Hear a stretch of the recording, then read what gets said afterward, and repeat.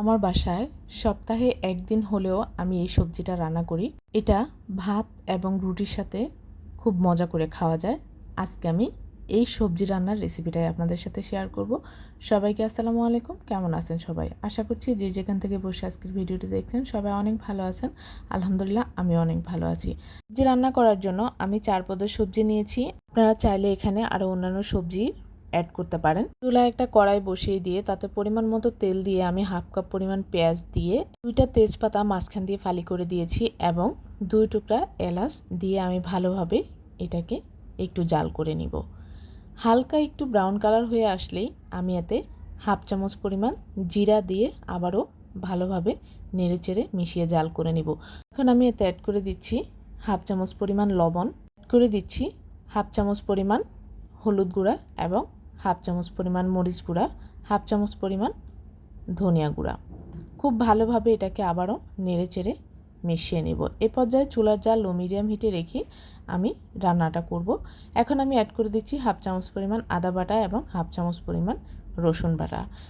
চুলার জালের দিকে একটু খেয়াল রাখতে হবে, হাই হিটে দিলে এটা তলানিতে লেগে যাবে এবং পোড়া পোড়া একটা স্মেল আসবে, খেতে ভালো লাগবে না।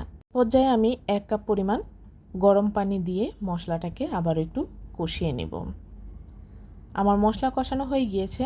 আমি সবগুলো সবজি একসাথে দিয়ে খুব ভালোভাবে নেড়েচেড়ে এটাকে মশলার সাথে মিশিয়ে নেব। তো ভিউয়ার্স, আজকের আমার এই রেসিপিটি যদি আপনাদের ভালো লাগে বাসায় একবার হলেও এইভাবে সবজি রান্না করে খেয়ে দেখবেন। ভাত এবং রুটির সাথে খেতে খুবই ভালো লাগবে।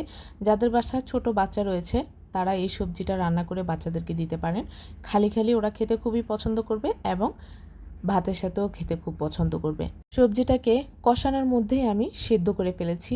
এখন আমি এতে পরিমাণ মতো পানি দিয়ে দিব। তবে এখানে গরম পানি ব্যবহার করার চেষ্টা করবেন, তাতে করে সবজির স্বাদ এবং রং দুটোই ভালো থাকবে।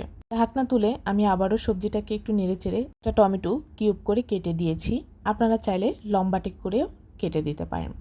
আবারও ভালোভাবে নেড়েচেড়ে টমেটোটাকে মিশিয়ে আমি ঢাকনা দিয়ে ঢেকে রান্না করে নিব 4 থেকে 5 মিনিটের জন্য। একটু পরপর ঢাকনা তুলে আমি সবজিটাকে নেড়েচেড়ে দিব যাতে করে তলানিতে লেগে না যায়।